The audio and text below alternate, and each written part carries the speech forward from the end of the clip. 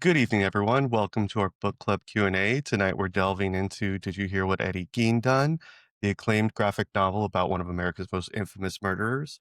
I'm Joe, your host on behalf of Revenge of Graphic Novel Club.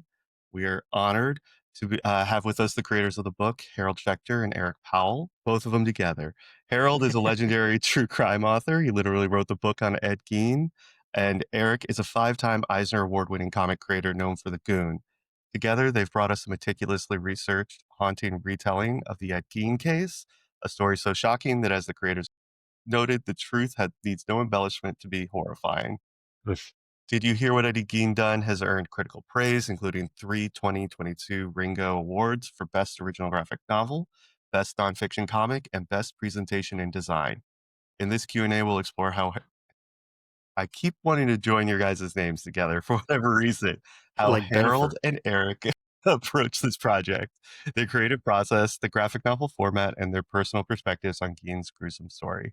Ed Gein's crimes in 1950s Wisconsin famously inspired films like Psycho and Texas Chainsaw Massacre, as well, and his story still looms large in pop culture with Netflix's recent release of Monster, the Ed Gein story. But tonight, our focus is on the graphic novel and its creators, their journey in crafting this book, their relationship to the material, and the insights they gained into Gein, his victims, and the legacy of these events. So let's get started. Please join me in welcoming Harold and Eric. Thank you both for being here. I'll kick off with a few questions to get the conversation going, and we'll leave time for audience questions as well. Thanks for having us. Yeah, happy to be here. Absolutely. Thank you. Yeah, if you combine Thank you guys for our names, you get Herrick. That was what I kept ending up with for some reason. I don't know if it was the H and the E that just were giving me a little synonym, but I kept coming up with Herrick. Again, thank you guys. Let's jump in. Let's talk about how your guys' collaboration began. Could you both tell us how this collaboration came about between the two of you? Well, I've been a fan of Harold's for a long time. I read everything he's done as far as his true crime work. There's a few things he keeps surprising me with that I didn't know that he wrote, but I've really been following his crime history books. And I was very familiar with Gein. He was kind of a boogeyman when I was a kid, and just in the sense of everyone would say, did you know Texas Chainsaw Massacre is based on a true story? There was a real guy, but that was the extent. We just knew it was, apparently based on a real person. But I was very familiar with Harold's book, Deviant, which is like the definitive history of that case. And I was actually, a few years ago for the Goon's 20th anniversary, I was driving through a pretty rural area of Wisconsin, and I was thinking about Harold's book and the Gein story, and had the thought, like, it would be pretty interesting to do a graphic novel based purely on his isolation and how that contributed to what happened. And then I thought about it for a little while and was like, well, if I did a graphic novel, all I would be doing is ripping off Harold's book, because there's no, it's the best source of information. I couldn't think of any other way to do it than to just, I would be stealing too much from his book. So I kind of like, well, I guess that'll never happen. But the idea kept sticking around, and I thought maybe, Harold wrote it in the 80s. Maybe he's come across some new information or something, and maybe he has something more to say about it now that some time has gone by. And I thought, I'll take a shot and try to reach out and see if he would be interested in maybe collaborating on a graphic novel. And I found his agent and wrote him, and didn't think anything was going to come of it. But lo and behold, Harold is a huge comics fan and was familiar with my work and was pretty enthusiastic about doing a collaboration. Yeah. And by the way, one thing that everybody should know, Eric, of course, did the amazing artwork, but he also co-wrote the graphic novel because he's an amazing writer, as well as, in my opinion, the greatest comic book artist of our time. So, yeah, I mean, Harold's biased. So, yeah, no, when Eric reached out, I was very, very thrilled. As he said, lifelong comic book fan.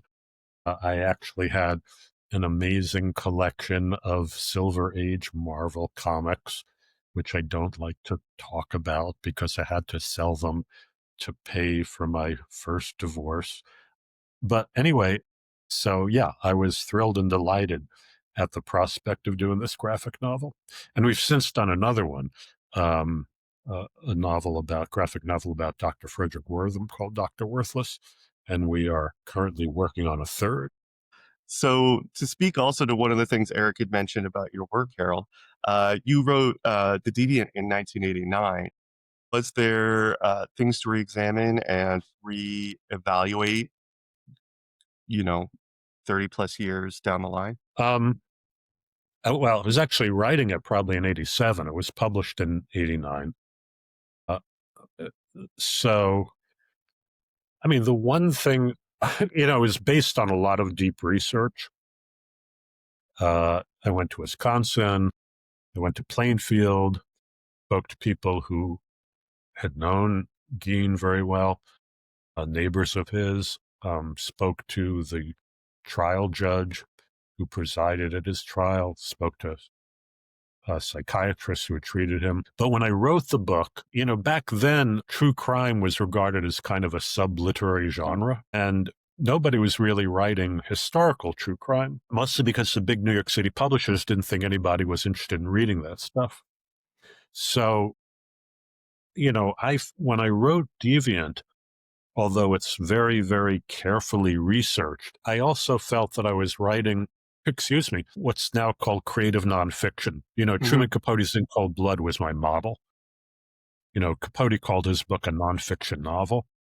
And there were things in it that he embellished. I mean, as it turns out, scholars have shown that there are things he completely made up, like the ending of the novel. So the credo that I was working with came from the last line of the first chapter of Ken Kesey's One Flew Over the Cuckoo's Nest, in which the big chief says, "It's the truth, even if it didn't happen."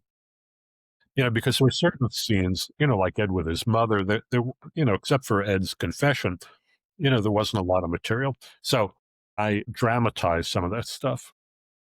Hmm.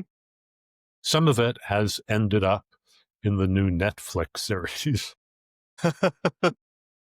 All the stuff about Elsa Koch, for example. There's no real, I mean, we know Ed read all those men's magazines about, which featured hot Nazi babes, Hmm. with guys and stuff, but we don't know specifically that he knew about Elsa Koch. But I just put her name in. So, I mean, one thing I would do differently now, because I now consider myself not a true crime writer, than a crime historian. And at some point, I really started footnoting my books, not using anything in the books that I wasn't able to cite a specific primary source for. So that's the only thing I would do differently. Although, again, the book is very, very, on the whole, very, very accurate and detailed and deeply researched telling of the Gein story.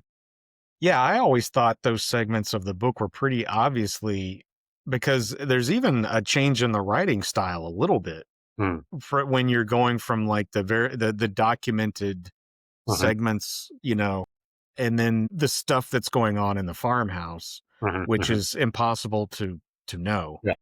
So I never read Deviant and thought, like I thought there was a clear distinction between the Mhm, case and the dramatic mhm.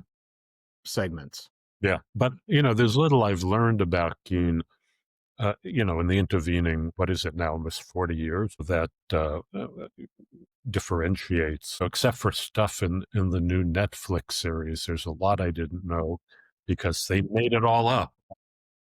Speaking to the way that you guys are co-wrote and co-created this graphic novel together, what is the creative process for something like that when two writers come together from kind of different, especially different mediums? What was your guys' process for collaborating and creating this final product? Well, the way we've kind of been working is, well, not kind of, the way we have been working is Harold does a very detailed outline.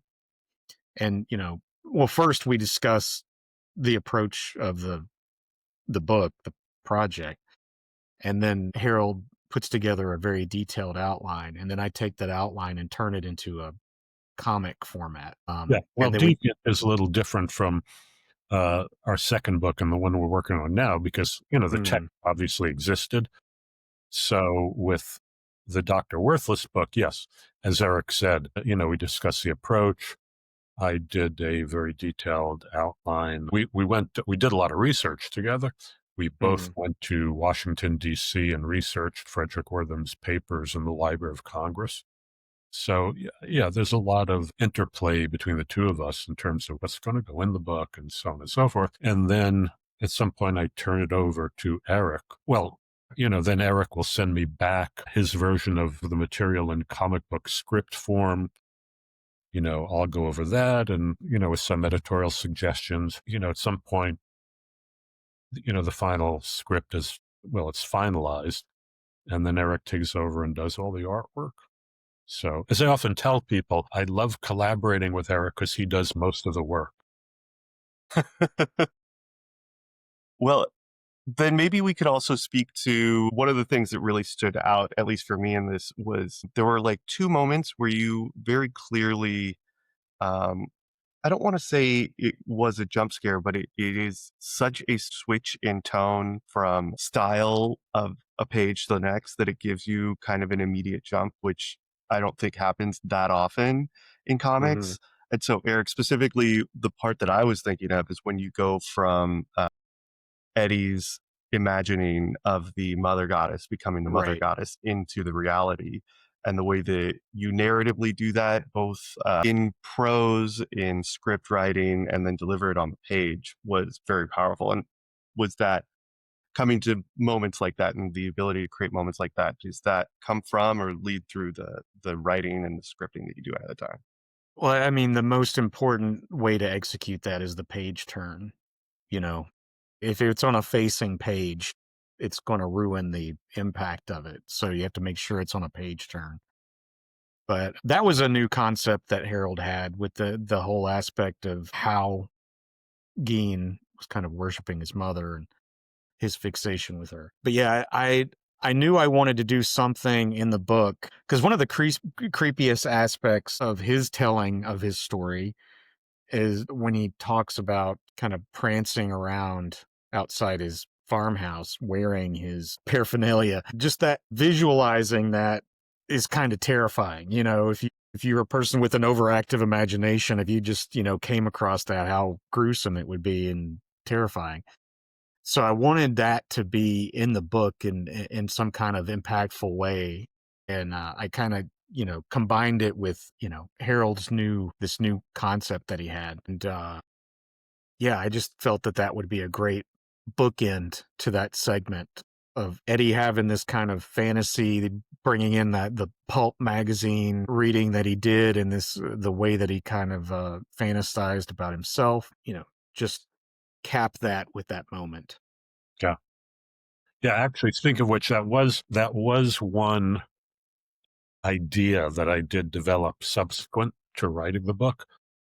I'd come to think that, the horrific conditions of Ed's life had kind of opened some kind of crack in his psyche, and all of this archaic ritualistic stuff somehow poured out. And, what he was doing was creating like these Aztec rituals of flaying victims and dressing in their skins and so on. So for the graphic novel, we invented, I guess, a female professor of, I can't forget what, comparative mythology or something, who's interviewed and puts this theory forward. I also want to commend the calling out. You mentioned the annotation, and I thought that the annotation page at the end was very helpful in distinguishing, it was great to be able to see behind the veil a little bit on what parts were Yeah, reality that was research versus. unlike other versions of the telling of this story.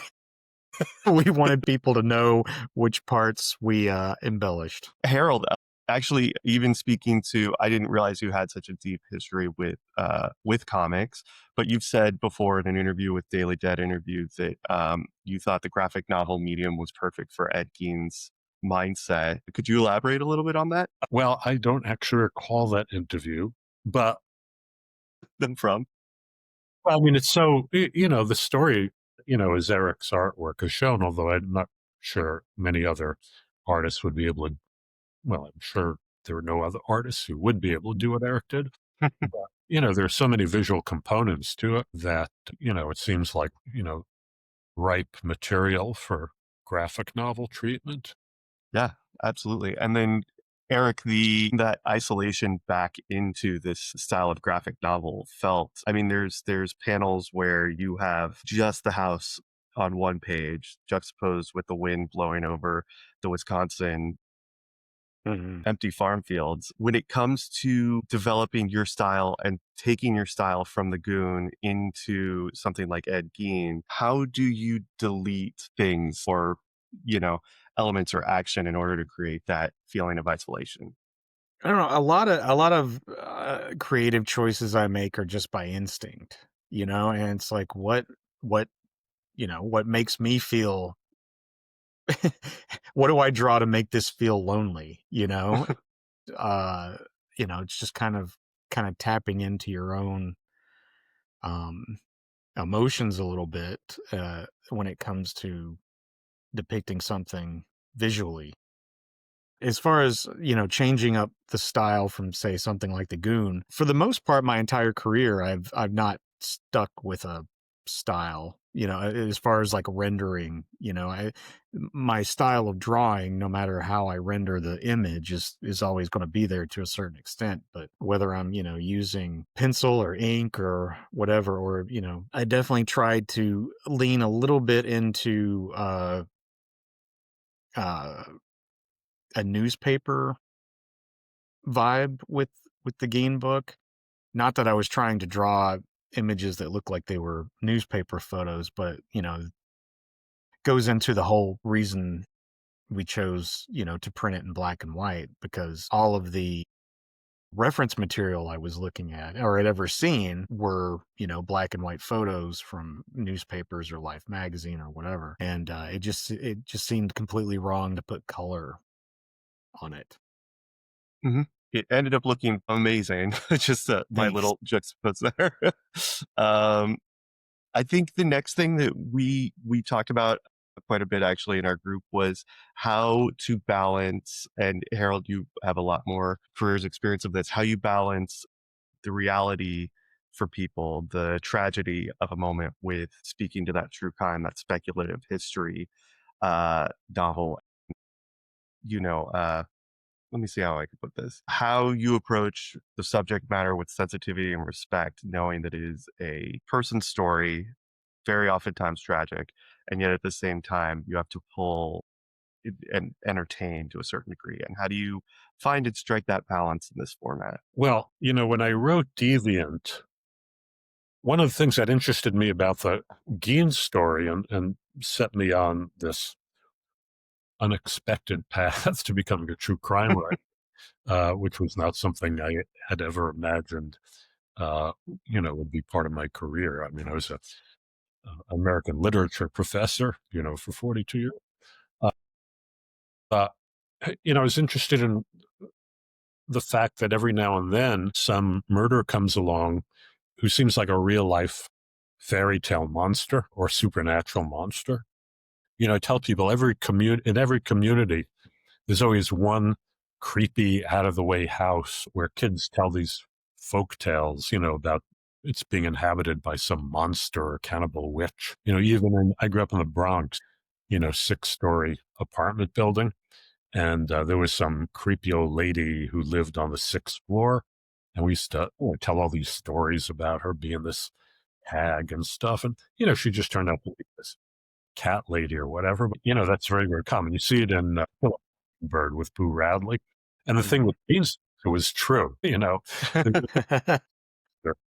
living off the beaten path. So what I was trying to do, I assembled thousands of pages of documents, newspapers, psychiatric reports, legal documents. And my task as a writer was and is to transform that material into some kind of hopefully page turning narrative.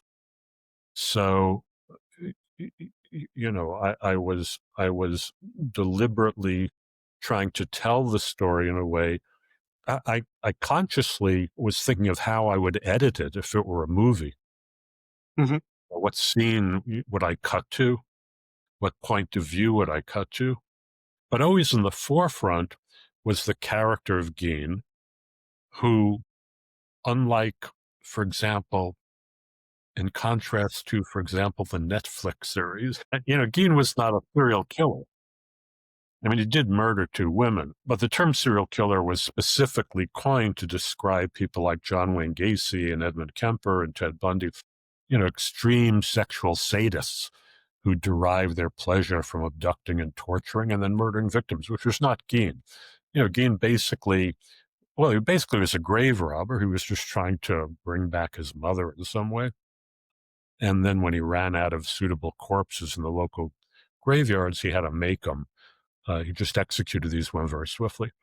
So, in that sense, there's something, I was trying to capture that aspect of Gein's personality.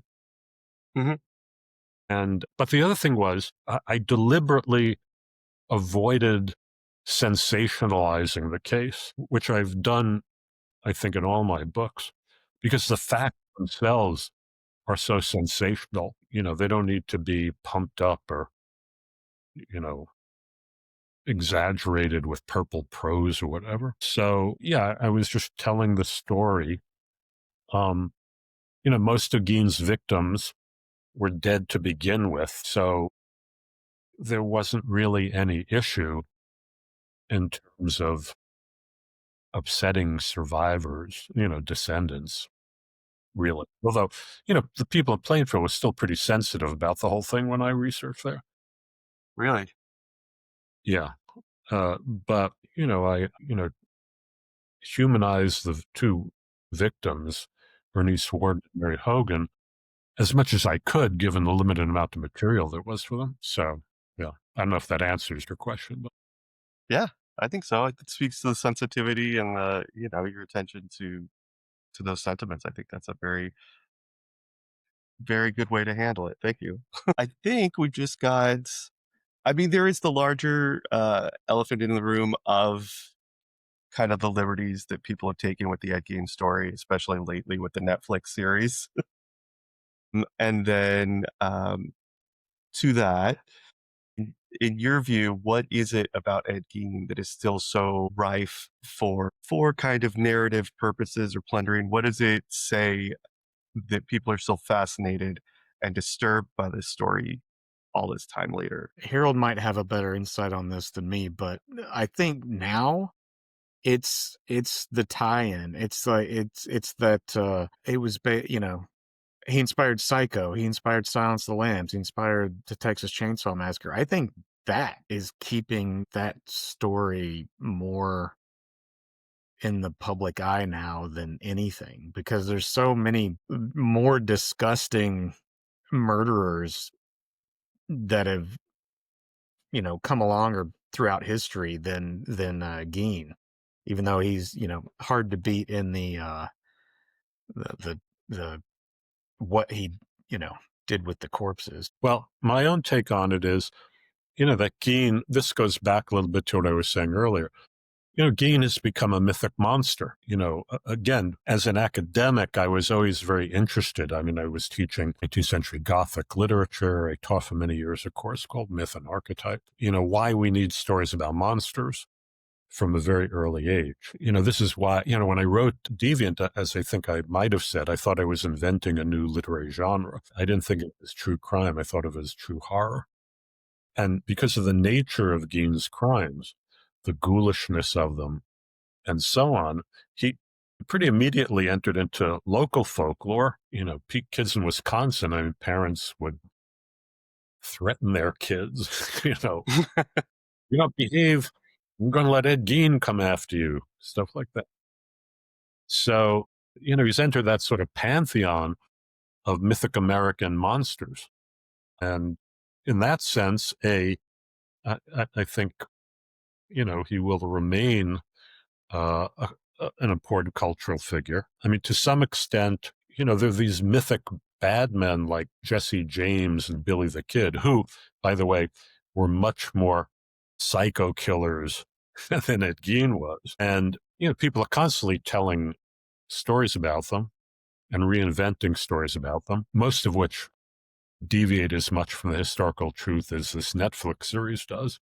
But that's what happens with mythic figures. Having completed the graphic novel, now since this is your second time also for you, Harold, and first time for Eric, what do you hope readers take away from this story? Having now an opportunity to reach kind of a new audience in graphic novel form, are there any insights or lessons? Or I think you're talking to the American monster, the American myth might be part of that. But is there anything that any statement that you would want to leave with a reader having completed this? I don't think I had any statement to be made there. I think our book just is an examination of the effect that this story had on America and on, as Harold was saying, how it's become, mythic. I guess the message is, if you're living alone with your mother and she died, try to dig up corpses of women who remind you of her and bring them home. Try to recreate her body. So kind of a message. It's a good moral lesson. It's a good moral lesson. It is good rules to live by. Yeah. Don't recreate your dead mother with corpses. Yeah.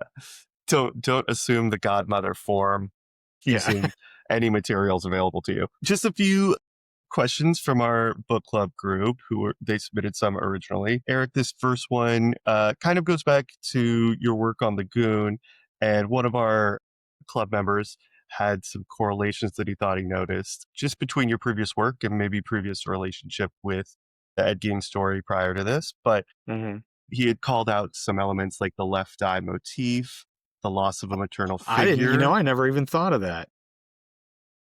That was the left eye motif, the loss of a maternal figure, even the zombie priest's human face hat.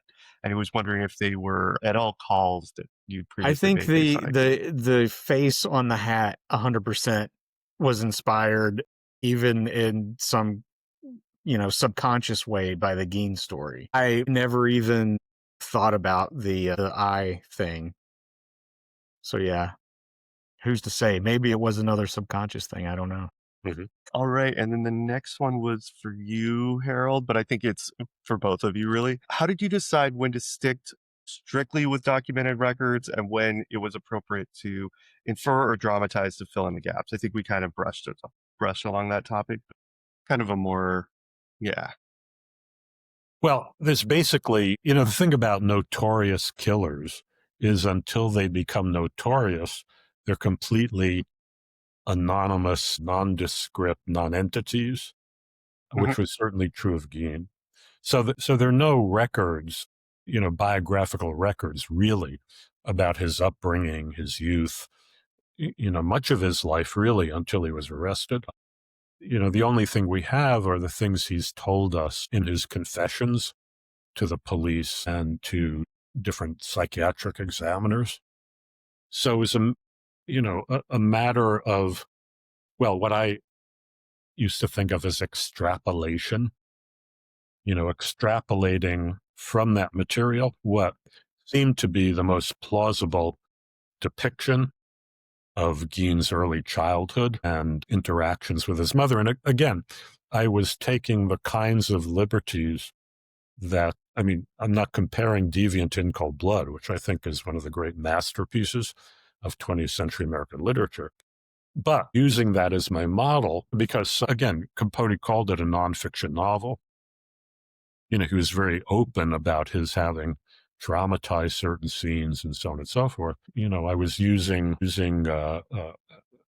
sort of claiming that freedom to create those scenes. Once, the horrors of Gein's atrocities were discovered, then there was a lot of documented material. So at that point, really, mostly I would say what was embellished appears in the first chapters of the novel, where we see Ed Gein, his interactions with his mother's treatment of him. There's one chapter that I'm actually very proud of. I switched to the first person tense in the book, describing an evening in Ed Gein's home. again, that was based on what I knew about the contents of his home and what he revealed in terms of how he lived and so on and so forth. But it was an imaginary evocation of, evening in Gein's House of Horrors. That is Not Gein at a soda fountain with a hot photographer girlfriend. Yeah. kidnapping and killing Yeah. babysitters Yeah. Yeah, and of the dismembering babysitting job. hunters with a chainsaw. Well, we can go on and on. One other question we had was we kind of brushed up against it a little bit, the In Cold Blood front, but we had another book club member who was wondering how you kind of choose Ed Gein versus something also kind of as iconic as the Clutter Murders. Well, I mean, I chose Ed Gein. I tell people, for 42 years, my day job was a professor of American literature at a college here in New York City. And in order to supplement my meager academic salary, I started writing different kinds of commercial books. And I was writing a book about the movies. I just gave a copy to Eric recently. Mhm. And in researching that, I came across the fact that Psycho and Texas Chainsaw Massacre had both been inspired by this real life case. It was not really widely known then. I mean, there was a fringe group of horror fanatics who knew about him. There was even an Ed Gein fan club, but I didn't. I mean, most people didn't know about him. And I began to research the case, and again, for reasons I've already spoken about, not only because he was the inspiration for Norman Bates and Leatherface. Silence of the Lambs hadn't come out yet. It came out after my book was published. Thomas Harris also used him in the creation of Buffalo Bill. But, it just fascinated me that there was this kind of supernatural monster, this monster out of myth and folklore and Gothic horror, incarnated in the form of this goofy, mild mannered Wisconsin farmer. So, it just seemed like a great story to tell. One thing that also just came to mind again that I meant to bring up earlier was I think the way that you juxtapose the time that this is happening when all eyes are kind of above and outside while the real monster is next door. I Mhm. thought that that was delivered really well also. Just wanted to throw my 2 cents in there in that narrative loop. Well, Um, Eric also did a great job of visualizing, another part of the Gein story that made it so fascinating was the time in which it took place, which was this Leave It to Beaver, you know, everybody living in a nice, post World War II, nice suburban house surrounded by white picket fences, this balmy Eisenhower era, and here are these incredible horrors taking place in the American heartland. And, I think Eric did a great job of bringing that context to visual life. Absolutely. You really see it on the page. Harold does a really amazing job of that in all of his books too. I love the fact that he makes a point of pointing out that, everyone is saying how within the last 20 years or so, they're just saying how violent our times are and everything. And it's like, if you look at history, we're actually living through a pretty peaceful period. Maybe not recently, the immediate, you know, timeline that we're in right now, but for the most part, over the last 20 years or so, we're living through a pretty peaceful period. There have always been child murderers and, children murdering, where this new thing. Like, this is a point we make in the Wortham book that, they say they want to attribute so many things, comic books, video games, whatever, to, deteriorating uh, our children and turn them into murderers, but we're animals that have always had a violent past.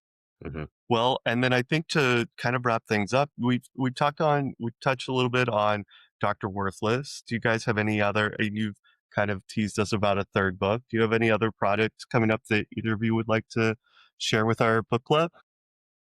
Well, we're in the midst of working on one. I'm not sure. Are we allowed to be specific, Eric? Are we keeping it Not under? yet. Okay. Not yet. We have to wait for them to make the announcement. Yeah. Okay. But we are No working problem. on a third one. So It involves murder. yes, involves murder. We say, I think we can And also, I think this is fun, and this was in no way intentional, but all three of these books kind of take place in the same during the same time period. Hmm. Mhm. So they're not connected, but they are in a weird way. Yeah, I like that about them. It's a little bit of a triptych rather than a Yeah. trilogy. Awesome. Well, thank you guys so much for joining us and doing this for us. We really appreciate it. Everyone really enjoyed reading the book. And so thank you so much for your creation and your time. Yeah, Thank thanks you. for having us. Yep. Absolutely. Bye-bye. Well, thank you so much. Good Bye-bye. luck on the third one. Thank you. Thanks.